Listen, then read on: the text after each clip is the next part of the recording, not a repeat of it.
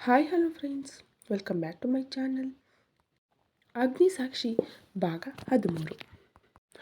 ಅಷ್ಟರಲ್ಲಿ ಕಲ್ಪ ಕೆಳಗೆ ಬರುತ್ತಿದ್ದಂತೆ ದೀಪಕ್ ಹಾಯ್ ಕಲ್ಪ ಎಂದು ಮಾತನಾಡಿಸುತ್ತಾನೆ.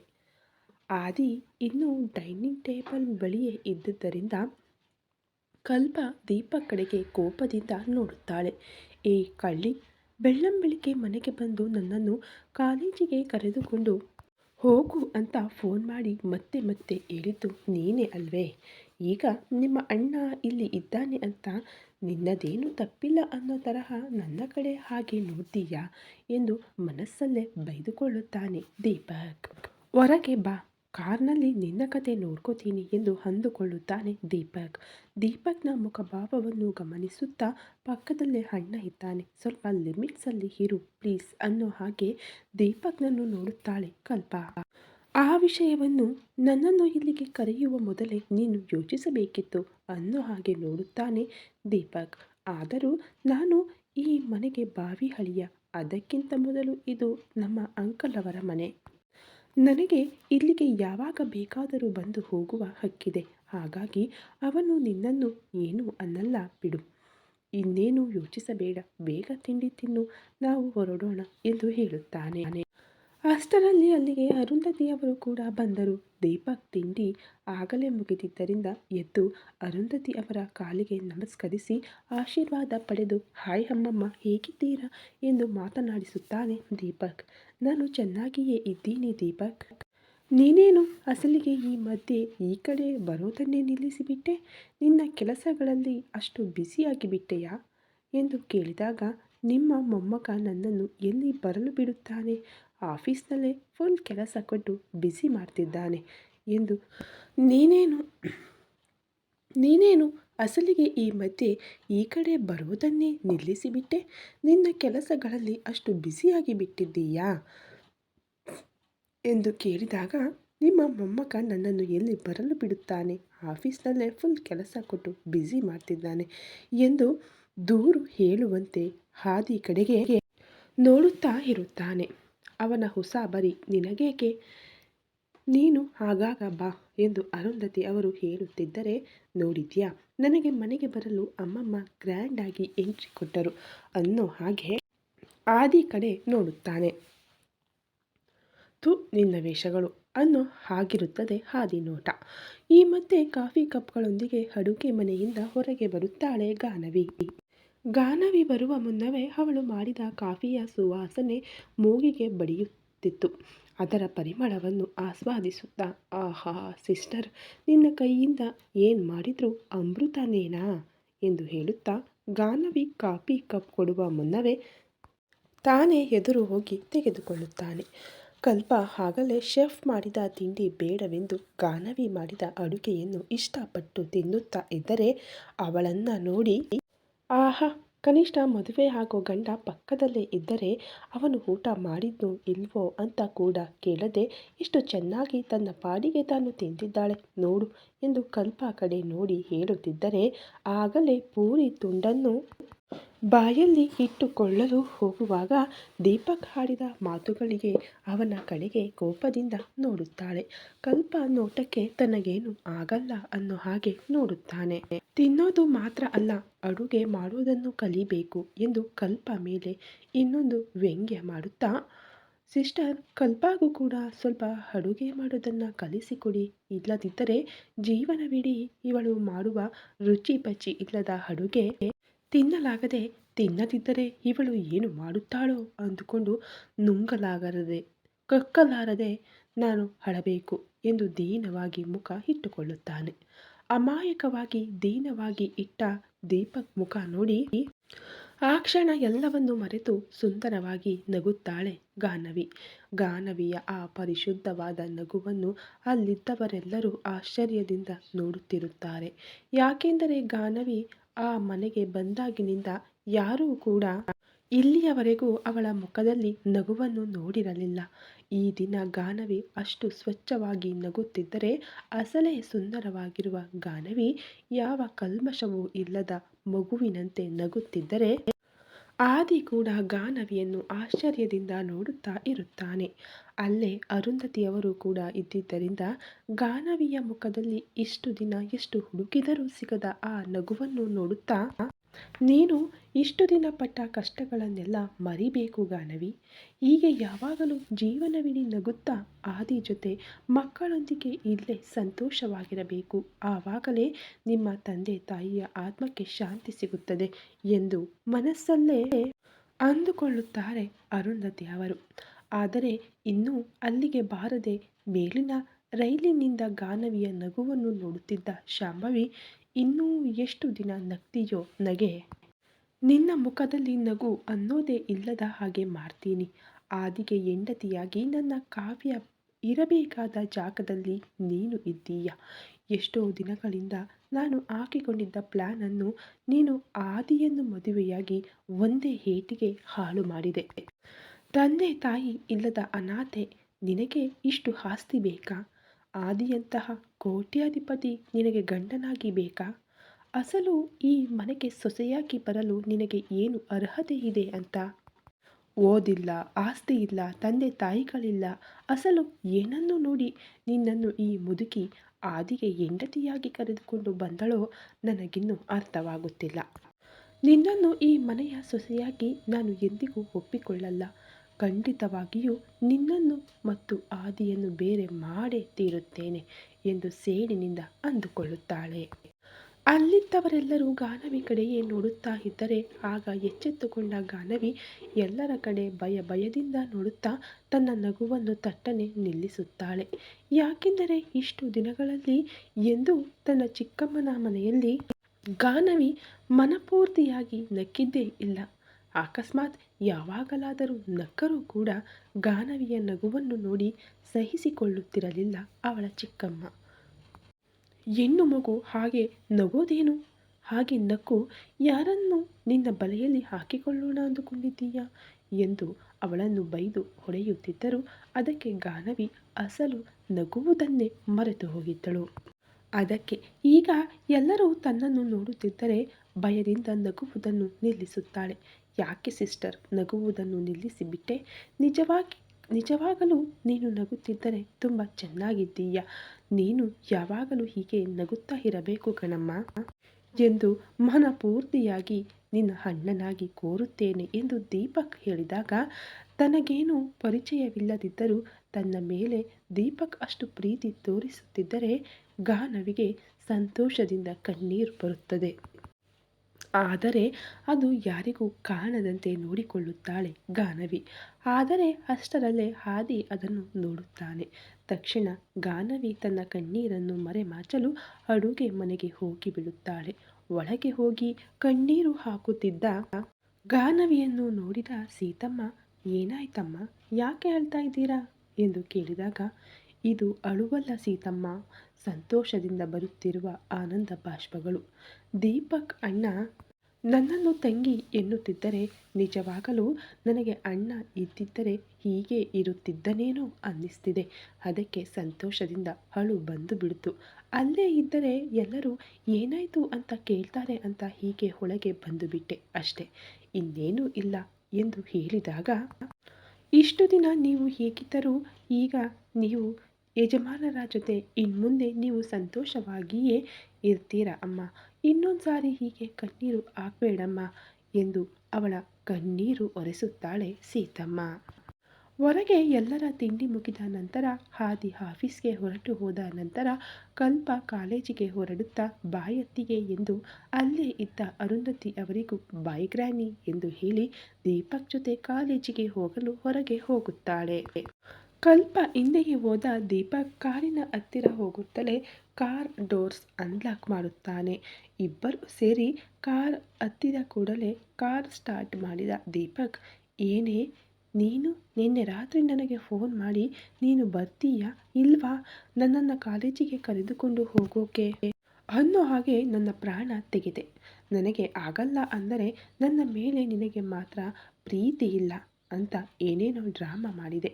ಸರಿ, ಇವಳನ್ನು ಅಳಿಸೋದು ಯಾಕೆ ಅಂತ ಬೆಳಿಗ್ಗೆಯೇ ನಾನು ನಿನಗೋಸ್ಕರ ಎಲ್ಲ ಕೆಲಸ ಬಿಟ್ಟು ಬಂದರೆ ಅಲ್ಲಿ ನಿಮ್ಮ ಅಣ್ಣನನ್ನು ನೋಡಿ ನೀನು ಯಾಕೆ ಬಂದೆ ಅನ್ನೋ ಹಾಗೆ ಬಿಲ್ಡಪ್ ಕೊಡ್ತೀಯಾ ಎಂದು ಕಾರನ್ನು ಒಂದು ಸೈಡ್ಗೆ ನಿಲ್ಲಿಸಿ ಕಲ್ಪ ಕೈಯನ್ನು ಗಟ್ಟಿಯಾಗಿ ಹಿಡಿದುಕೊಂಡು ಹಿಂದಕ್ಕೆ ತಿರುಗಿಸಿದಾಗ ಆ ಆ ಎಂದು ಹೇಳುತ್ತಾ, ಬಿಡೋ ದಪ್ಪ ಮುಂಡಿದೆ, ನನ್ನ ಕೈ ನೋವಾಗ್ತಿದೆ ಎಂದು ದೀಪಕ್ನನ್ನು ಬೈಯುತ್ತಿರುತ್ತಾಳೆ ಕಲ್ಪ.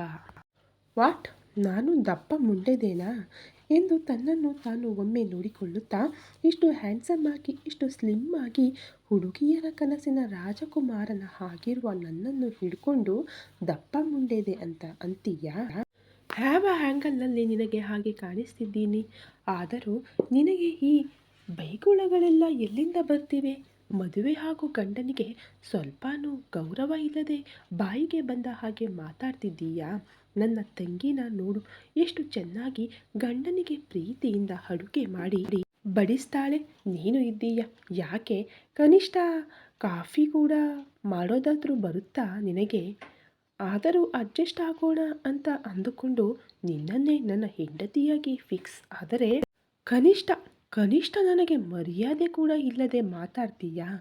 ಏನೋ ರಾತ್ರಿ ಫೋನಿನಲ್ಲಿ ಹತ್ತು ರಾಧಾಂತ ಮಾಡಿದೆ ಅಲ್ವಾ, ಬರದಿದ್ದರೆ ಬೇಜಾರು ಮಾಡ್ಕೋತೀಯ ಅಂತ ಬೆಳಿಗ್ಗೆ ಎಲ್ಲ ಕೆಲಸ ಬಿಟ್ಟು ನಿಮ್ಮ ಅಣ್ಣ ಇರ್ತಾನೆ ಅಂತ ಗೊತ್ತಿದ್ರೂ ನಿನಗೋಸ್ಕರ ಬಂದರೆ ನನ್ನನ್ನು ದಪ್ಪ ಮುಂಡೇದೆ ಅಂತ ಬೈತೀಯಾ? ಇದೇನಾ ನೀನು ಬಾವಿ ಗಂಡನಿಗೆ ಕೊಡುವ ಬೆಲೆ ಅಂತ ಕಲ್ಪ ಕೈಯನ್ನು ಬಿಟ್ಟು ಕಿವಿ ಹಿಡಿದು ತಿರುಗಿಸ್ತಾನೆ. ದೀಪಕ್ ಹಾ ಹಾ ಎಂದು ಕಿರುಚುತ್ತಾ, ಬಿಡು ದೀಪಕ್ ಪ್ಲೀಸ್ ಬಿಡು ಎಂದು ಹೇಳುತ್ತಾಳೆ. ನೋ, ನಾನು ಬಿಡಲ್ಲ ಅಂದಾಗ, ಪ್ಲೀಸ್ ದೀಪು ನೋವಾಗ್ತಿದೆ ಅಂದಾಗ, ಬಾವಿ ಪತಿಯನ್ನು ಇಷ್ಟೆಲ್ಲ ಮಾತು ಅಂದಿದ್ದಕ್ಕೆ ಮೊದಲು ನನಗೆ ಸಾರಿ ಹೇಳು ಅಂದ. ಏನು, ನಾನು ನಿನಗೆ ಸಾರಿ ಹೇಳಬೇಕಾ? ಹೋಗೋ, ನಾನು ಹೇಳಲ್ಲ ಅಂತಾಳೆ ಕಲ್ಪ. ನಿನಗೆ ತುಂಬ ಸೊಕ್ಕು ಬಂದಿದೆ, ಅದಕ್ಕೆ ಬಾಯಿಗೆ ಬಂದ ಹಾಗೆ ಮಾತನಾಡ್ತಾ ಇದ್ದೀಯ. ಕನಿಷ್ಠ ಸಾರಿ ಕೂಡ ಹೇಳ್ತಿಲ್ಲ. ಒಂದ್ಸಲ ಆ ಮದುವೆ ಏನೋ ಆಗಲಿ ಬಿಡು, ನಿನ್ನ ಸೊಕ್ಕೆಲ್ಲ ಕರಗಿಸದಿದ್ದರೆ ಆಗ ಕೇಳು ಅಂತ ಅಂದ. ಆದರೂ ನಿನ್ನ ಅಣ್ಣನಂಥ ಹಠಮಾರಿಗೆ ಮುಗ್ಧಳಾದ ನನ್ನ ತಂಗಿ ಸಿಕ್ಕಿದ್ದಾಳೆ. ನನ್ನಂಥ ಒಳ್ಳೆಯವನಿಗೆ ನಿನ್ನಂಥ ಜಗಳ ಗಂಟಿ ರಾಕ್ಷಸಿ ಸಿಕ್ಕಿದ್ದಾಳಲ್ಲ ಅಂತ ಹೇಳಿ ಈ ಜೀವನ ಪೂರ್ತಿ ನಿನ್ನಂಥ ರಾಕ್ಷಸಿ ಜೊತೆಗಿರಬೇಕು ಅಂತ ಬರೆದಿಟ್ಟಿದೆ ಅಂತ ದೀಪಕ್ ಹೇಳ್ತಿದ್ರೆ, ದೀಪಕ್ ಎಕ್ಸ್ಪ್ರೆಷನ್ ನೋಡಿ ನಗುತ್ತಾ, ಸಾರಿ ಸಾರಿ ದೀಪು, ಈಗಲಾದರೂ ಬಿಡ್ತೀಯಾ ಅಂತಾಳೆ ಕ್ಯೂಟಾಗಿ ಮುಖ ಮಾಡಿ. ಹಾಂ ಅನ್ನೋ ಮಾತೇ ಇಲ್ಲ ಅಂದು ಕೊನೆಗೆ ಹೀಗೋ ಹೀಗೆ ಏನು ತಿಳಿಯದ ಹಾಗೆ ಮುಗ್ಧವಾಗಿ ಮುಖ ಮಾಡಿ ಒಂದೇ ಒಂದು ಸಾರಿ ನನ್ನ ಮುಖಕ್ಕೆ ಬಿಸಾಕಿ ನನ್ನ ಮಂಕು ಮಾಡ್ತೀಯ.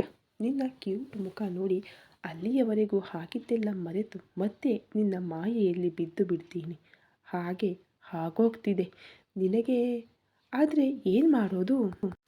ನನ್ನಂಥ ಮುಗ್ಧ ನಿನಗೆ ಸಿಕ್ಕಿದ್ದೀನಿ ಅಂದರೆ ಹೋದ ಜನ್ಮದಲ್ಲಿ ಯಾವ ದೇವರಿಗೋ ಬಂಗಾರದ ಹೂವಿಂದ ಪೂಜೆ ಮಾಡಿರ್ತೀಯೇ. ಇಲ್ಲದಿದ್ದರೆ ನನ್ನಂಥ ಅಮಾಯಕ ನಿನಗೆ ಸಿಗೋದು ಅಂದರೆ ಏನು ವಿಚಿತ್ರ ಅಲ್ಲದಿದ್ದರೆ ಅಂತ ಹೇಳಿ ಕಾರ್ ಸ್ಟಾರ್ಟ್ ಮಾಡ್ತಾನೆ ದೀಪಕ್. ದೀಪಕ್ ಮಾತಿಗೆ ಕಲ್ಪ ಜೋರಾಗಿ ನಗುತ್ತಾ, ನಿಜ ದೀಪು, ನೀನು ಸಿಕ್ಕಿರೋದು ನಿಜವಾಗಲೂ ನನ್ನ ಅದೃಷ್ಟ, ನನ್ನ ಬಂಗಾರ ಕಣೋ ನೀನು. ಯಾವುದೇ ಕಲ್ಮಶ ಇಲ್ಲದ ಶುದ್ಧ ಮನಸ್ಸು ನಿನ್ನದು. ಇಲ್ಲದಿದ್ದರೆ ಬಂದಾಗಿನಿಂದ ನಗುವೆ ಇಲ್ಲದ ಗಾನವಿ ಅತ್ತಿಗೆಯನ್ನು ನಿನ್ನ ಸ್ವಚ್ಛ ಮನಸ್ಸಿನಿಂದ ನಿನ್ನ ತಂಗಿಯಾಗಿ ಅಂದುಕೊಳ್ಳದೆ ಅಲ್ಲ, ಅವಳ ಮನಸ್ಸಿಗೆ ನೀನು ಅವಳಿಗೆ ಅಣ್ಣನಾಗಿ ಯಾವಾಗಲೂ ಇರ್ತೀನಿ ಅನ್ನೋ ಭರವಸೆ ಕೊಟ್ಟಿದ್ದೀಯ. ಇವತ್ತು ನಿನ್ನಿಂದ ಗಾನವಿ ಅತ್ತಿಗೆ ಮುಖದಲ್ಲಿ ನಿಜವಾದ ನಗು ನೋಡಿದೆ. ಇಷ್ಟು ದಿನ ಎಷ್ಟು ಸಲ ಕೇಳಿದ್ರು ನಾನು ಚೆನ್ನಾಗಿದ್ದೀನಿ ಅಂತ ಏನೋ ಫೇಕ್ ಸ್ಮೈಲ್ ಕೊಡ್ತಿದ್ರು. ಆದರೆ ಇವತ್ತು ಅವರು ನಿನ್ನಿಂದ ಹಸುಗೂಸಿನ ಥರ ಪ್ಯೂರ್ ಸ್ಮೈಲ್ ಕೊಡ್ತಿದ್ರೆ ನನಗೆ ತುಂಬ ಇಷ್ಟ ಆಯಿತು. ಅದಕ್ಕೆ ಕಾರಣ ಆದವನು ನೀನು ಅಂತ ನಿನ್ನ ಮೇಲಿರೋ ಇಷ್ಟ ಇನ್ನೂ ಒಂದು ಮೆಟ್ಟಿಲು ಏರಿತು ಅಂತ ಅಂದುಕೊಳ್ತಾ ದೀಪಕ್ ಕಡೆಗೆ ಪ್ರೀತಿಯಿಂದ ನೋಡುತ್ತಾಳೆ ಕಲ್ಪ. ಆದರೆ ದೀಪಕ್ ಕಲ್ಪನ ನೋಡಲ್ಲ. ಡ್ರೈವಿಂಗ್ನಲ್ಲಿ ಬ್ಯುಸಿ ಆಗಿರ್ತಾನೆ. ಮಧ್ಯದಲ್ಲಿ ಒಂದು ಸ್ಟೋರ್ ಹತ್ತಿರ ಕಾರ್ ನಿಲ್ಲಿಸಿ ಕಲ್ಪ ಕಡೆ ನೋಡಿದರೆ ಕಣ್ಣು ಮಿಟುಕಿಸದೆ ಅವನನ್ನೇ ನೋಡ್ತಾ ಇರೋದನ್ನ ನೋಡಿ ಅವಳ ಕಣ್ಣ ಮುಂದೆ ಕೈಗಳಿಂದ ಆ ಕಡೆ ಈ ಕಡೆ ಅಲ್ಲಾಡಿಸುತ್ತಾ, ಅಲೋ ಮೇಡಮ್, ಕಣ್ಣು ತೆಗೆದುಕೊಂಡೇ ನಿದ್ದೆ ಮಾಡ್ತಿದ್ದೀರಾ? ಇನ್ನು ಎಚ್ಚರವಾಗಿ ನಿನಗೆ ಬೇಕಾದದ್ದು ತಗೋಬಾ ಅಂತ ಎದುರಿಗಿದ್ದ ಸ್ಟೋರ್ ಕಡೆ ತೋರಿಸಿದ್ದಕ್ಕೆ ಕಾರ್ ನಿಂತದ್ದು ಕೂಡ ತಿಳಿಯದ ಸ್ಥಿತಿಯಲ್ಲಿದ್ದ ಕಲ್ಪ ದೀಪಕ್ ಕರೆದಾಗ ತನ್ನ ಊಹೆಗಳಿಂದ ಹೊರಬಂದು ಕಾರ್ ಇಳಿದು ತನಗೆ ಬೇಕಾದದ್ದನ್ನು ತಗೊಳ್ತಾಳೆ. ಇಷ್ಟೇನಾ, ಇನ್ನೇನಾದರೂ ಬೇಕಾ ಅಂತ ದೀಪಕ್ ಕೇಳಿದ್ದಕ್ಕೆ, ಇಷ್ಟೇ ದೀಪು, ಸಾಕು, ಇನ್ನು ನನ್ನ ಕಾಲೇಜ್ ಹತ್ರ ಡ್ರಾಪ್ ಮಾಡು ಅಂತಾಳೆ. ಸರಿ ಅಂತ ಮತ್ತೆ ಕಾರ್ ಸ್ಟಾರ್ಟ್ ಮಾಡಿ ಕಲ್ಪ ಕಾಲೇಜ್ ಹತ್ರ ಇಳಿಸಿ ತಾನು ಆಫೀಸ್ಗೆ ಹೋಗ್ಬಿಡ್ತಾನೆ ದೀಪಕ್. ನಗ್ತಾ ಇರೋ ಗಾನವಿ ಮುಖ ನೋಡಿ ತಡ್ಕೊಳ್ಳೋಕೆ ಆಗದೆ ಶಾಂಭವಿ ಒಳಗಡೆ ಹೋಗಿ ಡೋರ್ ಕ್ಲೋಸ್ ಮಾಡಿಕೊಂಡು ಯಾರಿಗೋ ಫೋನ್ ಮಾಡ್ತಾಳೆ. ಇನ್ನೂ ಎಷ್ಟು ದಿನ ಬೇಕ್ರಯ್ಯ ನಿಮಗೆ ಎಷ್ಟು ಹಣ ಬೇಕೋ ಅಷ್ಟು ಕೊಡ್ತೀನಿ ಅಂದೆ. ಆದರೂ ಕೂಡ ಗಾನವಿ ವಿವರ ತಿಳಿದುಕೊಳ್ಳೋದು ನಿಮ್ಮಿಂದ ಆಗ್ತಿಲ್ಲ. ನಿಮಗೆ ಚೈತನ್ಯ ಇಲ್ಲದಿದ್ದರೆ ಹೇಳಿ, ಈ ಕೆಲಸಕ್ಕೆ ಇನ್ನೊಬ್ಬರನ್ನ ನೋಡ್ಕೋತೀನಿ ಅಂತ ಜೋರಾಗಿ ಮಾತನಾಡಿದ್ದಕ್ಕೆ, ಇಲ್ಲ ಮೇಡಮ್, ಇನ್ನೊಂದು ಸ್ವಲ್ಪ ದಿನ ಅವಳ ವಿವರ ನಾವೇ ಕಂಡು ಹಿಡಿದು ಹೇಳ್ತೀವಿ ಅಂತ ಹೇಳ್ತಾರೆ ಕಂಗಾಲಾಗಿ. ಎಲ್ಲಿ ಅವಳು ಕೊಡೋ ಹಣ ಕೊಡೋದು ನಿಲ್ಲಿಸ್ತಾಳೋ ಅಂತ. ಅಸಲು ನಿಮ್ಮ ಎನ್ಕ್ವೈರಿಯಲ್ಲಿ ಸ್ವಲ್ಪನಾದರೂ ಮುಂದೆ ಹೋಗಿದ್ದೀರಾ ಇಲ್ವಾ ನೀವು ಅಂತ ಶಾಂಭವಿ ಕೇಳ್ತಿದ್ರೆ, ಎನ್ಕ್ವೈರಿ ಮಾಡ್ತಿದ್ದೀವಿ ಮೇಡಮ್, ಸದ್ಯದಲ್ಲೇ ಅವಳು ಯಾರು ಏನು ಅಂತ ಪೂರ್ತಿಯಾಗಿ ತಿಳಿಯುತ್ತೆ ಅಂತ ಖಚಿತವಾಗಿ ಹೇಳ್ತಾರೆ ಅವರು. ಅದಕ್ಕೆ ಅವರಿಗೆ ಗಾನವಿ ವಿವರಗಳಿಗೋಸ್ಕರ ತುಂಬ ಹಣನೇ ಕೊಟ್ಟಿದ್ಲು ಶಾಂಭವಿ. ಆದರೂ ಕೂಡ ಅವರು ಇನ್ನೂ ಏನು ತಿಳ್ಕೊಳ್ದೇ ಇರೋದ್ರಿಂದ, ಸರಿ, ಇನ್ನೊಂದು ವಾರ ನಿಮಗೆ ಟೈಮ್ ಕೊಡ್ತಿದ್ದೀನಿ. ಅಷ್ಟರೊಳಗೆ ಗಾನವಿ ವಿವರಗಳೆಲ್ಲ ಪೂರ್ತಿಯಾಗಿ ನನಗೆ ಗೊತ್ತಾಗಬೇಕು. ಇಲ್ಲದಿದ್ದರೆ ನಾನು ಕೊಟ್ಟ ಹಣನ ವಾಪಸ್ ತಗೊಳ್ತೀನಿ ಅಂತ ಜೋರಾಗಿ ವಾರ್ನಿಂಗ್ ಕೊಡ್ತಾಳೆ. ಇಲ್ಲ ಮೇಡಮ್, ಅಂಥ ಅವಶ್ಯಕತೆ ಬರಲ್ಲ. ಎಂಥ ಪರಿಸ್ಥಿತಿಯಲ್ಲೂ ನಾವು ಅವಳ ವಿವರಗಳೆಲ್ಲ ಕಂಡು ಹಿಡಿದು ನಿಮಗೆ ಹೇಳ್ತೀವಿ ಅಂತ ಅಂತಾರೆ ಅವರು. ಸರಿ, ಇದೇ ನಿಮಗೆ ಲಾಸ್ಟ್ ಚಾನ್ಸ್, ಇನ್ನೊಂದು ಚಾನ್ಸ್ ನಿಮಗೆ ನಾನು ಕೊಡಲ್ಲ ಅಂತ ಜೋರಾಗಿ ವಾರ್ನಿಂಗ್ ಕೊಟ್ಟು ಫೋನ್ ಇಟ್ಟು ಬಿಡ್ತಾಳೆ ಶಾಂಭವಿ. ಫೋನ್ ಇಟ್ಟ ಮೇಲೆ, ಅಷ್ಟು ಹಣ ಕೊಟ್ಟರು ಇವರಿಂದ ಕೆಲಸ ಆಗೋ ಹಾಗೆ ಕಾಣ್ತಿಲ್ಲ. ಆದರೂ ಇವನ್ನ ಕೂಡ ಗಾನವಿ ವಿವರ ಪತ್ತೆ ಹಚ್ಚೋಕೆ ಕಳಿಸಿದ್ದೆ ಅಲ್ವಾ, ಇವನು ಎಲ್ಲಿ ಸತ್ತ ಅಂತ ತಮ್ಮ ಪ್ರಸಾದನನ್ನು ಬೈದುಕೊಳ್ತಾ ಅವನಿಗೆ ಫೋನ್ ಮಾಡ್ತಾಳೆ. ತನ್ನ ಫೋನ್ ರಿಂಗ್ ಆಗೋದ್ರಿಂದ ಫೋನ್ ಲಿಫ್ಟ್ ಮಾಡಿ, ಅಲೋ ಅಕ್ಕ, ಹೇಳು ಅಂತ ರಾಗ ಎಳೀತಾ ಮಾತಾಡ್ತಾನೆ ಪ್ರಸಾದ್. ಎಲ್ಲಿದ್ದೀಯಾ, ಏನು ಮಾಡ್ತಾ ಇದ್ದೀಯಾ? ಗಾನವಿ ವಿವರ ಕಂಡು ಹಿಡಿಯೋಕೆ ನಿನ್ನ ಅವಳ ಊರಿಗೆ ಹೋಗೋಕೆ ಹೇಳಿದ್ದೆ ಅಲ್ವಾ, ಹೋಗಿದ್ದೀಯಾ ಇಲ್ವಾ, ಏನಾದರೂ ಗೊತ್ತಾಯ್ತಾ ಇಲ್ವಾ ಅಂತ ಕೇಳ್ತಾಳೆ. ನಿನ್ನೆ ರಾತ್ರಿಯೇ ಅಲ್ವಾ ಅಕ್ಕ ನಾನು ಹೊರಟಿದ್ದು. ಈಗಲೇ ಅವಳ ಊರಲ್ಲಿ ಬಸ್ ಇಳಿದೆ, ಇನ್ನೂ ಒಳಗೆ ಹೋಗಿಲ್ಲ. ಗಾನವಿ ಎಲ್ಲಿ ಬೆಳೆದಳೋ, ಅವಳ ಚಿಕ್ಕಮ್ಮ ಚಿಕ್ಕಪ್ಪ ಎಂಥವರೋ ಪೂರ್ತಿಯಾಗಿ ತಿಳ್ಕೊಂಡು ನಿನಗೆ ಮತ್ತೆ ಫೋನ್ ಮಾಡ್ತೀನಿ. ನೀನು ಕಂಗಾಲಾಗಬೇಡ, ಅವಳ ಬಗ್ಗೆ ಎಲ್ಲ ವಿಷಯ ತಿಳ್ಕೊಂಡೇ ಬರ್ತೀನಿ ಅಂತ ಹೇಳಿ ಫೋನ್ ಇಡ್ತಾನೆ ಪ್ರಸಾದ್. ಇವನಾದರೂ ಕನಿಷ್ಠ ಅವಳ ವಿವರ ಕಂಡು ಹಿಡಿದರೆ ಸಾಕು ಅಂದುಕೊಳ್ತಾಳೆ. ಶಾಂಭವಿ ಜೊತೆ ಫೋನ್ ಮಾತಾಡಿ ಇಟ್ಟ ನಂತರ ಊರೊಳಗೆ ನಡೀತಾನೆ ಪ್ರಸಾದ್. ಊರೊಳಗೆ ಹೋಗ್ತಿದ್ದ ಪ್ರಸಾದ್ಗೆ ಯಾರೋ ಎದುರು ಸಿಗೋದ್ರಿಂದ ಅವರನ್ನು ಕರೀತಾ, ಈ ಊರಲ್ಲಿ ಶ್ರೀನು ಅವರ ಮನೆ ಎಲ್ಲಿದೆ ನಿಮಗೆ ಗೊತ್ತಾ ರೀ ಅಂತ ಕೇಳ್ತಾನೆ. ಶ್ರೀನುನಾ? ಯಾವ ಶ್ರೀನು ಅಂತ ಕೇಳ್ತಾರೆ ಅವರು. ಯಾವ ಶ್ರೀನುನಾ? ಯಾವ ಶ್ರೀನು ಅಂದರೆ ನಾನೇನು ಹೇಳಲಿ, ಗಾನವಿ ಅವರ ಚಿಕ್ಕಪ್ಪನ ಹೆಸರು ಶ್ರೀನು ಅಂತ ಮಾತ್ರ ನನಗೆ ಗೊತ್ತು, ಅದಕ್ಕಿಂತ ಹೆಚ್ಚಿಗೆ ಇನ್ನೇನೂ ಗೊತ್ತಿಲ್ಲ ಅಂತ ಪ್ರಸಾದ್ ನುಣುಚಿಕೊಳ್ತಾ ಇದ್ದರೆ, ಈ ಊರಲ್ಲಿ ಆ ಹೆಸರಲ್ಲಿ ತುಂಬ ಜನ ಇದ್ದಾರಯ್ಯ, ನಿನಗೆ ಯಾವ ಶ್ರೀನು ಬೇಕು ಅಂತ ಮತ್ತೆ ಕೇಳ್ತಾರೆ. ಅದೇ ರೀ, ಅವರ ಹೆಂಡತಿ ಹೆಸರು ವೇದ, ಈ ಮಧ್ಯೆ ಅವರ ಮಗಳ ಮದುವೆ ಕೂಡ ಮಾಡಿದ್ರು ಅಂತಾನೆ. ಅವರ ಮಗಳ ಮದುವೆ ಮಾಡಿದ್ರಾ ಅಂತ ಅಂದರೆ, ಅದೇ ರೀ, ಅವಳು ಅವರ ಸ್ವಂತ ಮಗಳಲ್ಲ, ಅವರ ಅಣ್ಣನ ಮಗಳನ್ನು ಸಾಕೊಂಡಿದ್ರು ಅಲ್ವಾ. ಗಾನವಿ ಆ ಹುಡುಗಿ ಹೆಸರು ಅಂದಾಗ, ಆ ಹುಡುಗಿ ಮದುವೆ ಈ ಊರ ಜಮೀನ್ದಾರರ ಮೊಮ್ಮಗನ ಜೊತೆ ಮಾಡಿದ್ರು, ಆ ಶ್ರೀನುನಾ ಅಂತ ಕೇಳ್ತಾನೆ. ಓ, ಆ ಶ್ರೀನು ಬಗ್ಗೆನಾ? ಮತ್ತ್ಯಾಕೆ ಮೊದಲೇ ಹೇಳಬಾರದಿತ್ತು ಈ ಮಾತು? ಆದರೂ ಅವನದೇನಿದೆ, ಯಾವಾಗಲೂ ಇಸ್ಪೀಟ್ ಆಡೋ ಹತ್ರನೇ ಅಲ್ವಾ ಇರೋದು. ಏನೋ ಆ ಹುಡುಗಿ ಅದೃಷ್ಟ ಚೆನ್ನಾಗಿದ್ದು ಅವರಿಂದ ತಪ್ಪಿಸಿಕೊಂಡು ಒಳ್ಳೆ ಹುಡುಗನಿಗೆ ಹೆಂಡತಿಯಾಗಿ ಹೋದಳು. ಇಲ್ಲದಿದ್ದರೆ ಆ ವೇದ ಆ ಹುಡುಗಿನ ತನಗಿಂತ 2ರಷ್ಟು ವಯಸ್ಸಾಗಿರೋ ತನ್ನ ತಮ್ಮನಿಗೆ ಕೊಟ್ಟು ಬಲವಂತವಾಗಿ ಮದುವೆ ಮಾಡಬೇಕು ಅಂತ ನೋಡ್ತಿದ್ಲು. ಆ ಹುಡುಗಿ ಜಾತಕ ಚೆನ್ನಾಗಿ ಇದ್ದಿದ್ದಕ್ಕೆ ಆ ಮದುವೆ ತಪ್ಪಿ ಹೋಯ್ತು ಅಂತ ಹೇಳ್ತಾನೆ. ಆ ಊರಲ್ಲಿ ಅವನು ಮದುವೆ ತಪ್ಪಿ ಹೋಯ್ತಾ? ಇದೇನೋ ನಮಗೆ ಕೆಲಸಕ್ಕೆ ಬರೋ ಪಾಯಿಂಟ್ ಥರ ಇದೆಯಲ್ಲ ಅಂತ ಸಂತೋಷವಾಗಿ ಅಂದುಕೊಳ್ತಾ, ಏನು, ಯಾಕೆ ತಪ್ಪಿ ಹೋಯ್ತು ಅಂತ ಕೇಳ್ತಾನೆ ಪ್ರಸಾದ್. ಏನೋ ಅಣ್ಣ, ಒಳಗಡೆ ಏನು ನಡೀತೋ ನಮಗೆ ಗೊತ್ತಿಲ್ಲ. ಅಲ್ಲಿಯವರೆಗೂ ತನ್ನ ತಮ್ಮನ ಜೊತೆ ಗಾನವಿ ಮದುವೆ ಅಂದಿದ್ದ ವೇದ ಆಮೇಲೆ ಅಲ್ಲ ಅಂತ ಇನ್ನೊಂದು ವಾರದ ಮೇಲೆ ಈ ಊರ ಜಮೀನ್ದಾರರ ಮೊಮ್ಮಗನ ಜೊತೆ ಮದುವೆ ಅಂದ್ಲು. ಏನೇ ಆದರೂ ಆ ಹುಡುಗಿ ಅದೃಷ್ಟ ಚೆನ್ನಾಗಿತ್ತಯ್ಯ. ಇಲ್ಲದಿದ್ದರೆ ಈ ರಾಕ್ಷಸಿಯಿಂದ ಅಷ್ಟು ಬೇಗ ತಪ್ಪಿಸಿಕೊಳ್ಳೋಕೆ ಆಗ್ತಿರ್ಲಿಲ್ಲ. ಅವಳೇ ರಾಕ್ಷಸಿ ಅಂದುಕೊಂಡ್ರೆ ಅವಳ ತಮ್ಮ ಇನ್ನೂ ಕಿರಾತಕ, ಪಕ್ಕ ಕುಡುಕ, ಪುಂಡ. ಅಂಥವನಿಗೆ ಹೂವಿನಂಥ ಹುಡುಗಿನ ಕೊಟ್ಟು ಮದುವೆ ಮಾಡಿ ಆ ಹುಡುಗಿ ಜೀವನ ಹಾಳು ಮಾಡಬೇಕು ಅಂತ ಅಂದುಕೊಂಡಿದ್ಲು. ಆದರೆ ಯಾವ ದೇವರೋ ಆ ಹುಡುಗಿನ ತಂಪಾಗಿ ನೋಡಿದ. ಪಾಪ, ಬಾಯಲ್ಲಿ ನಾಲಿಗೆ ಇಲ್ಲದ ಹುಡುಗಿ.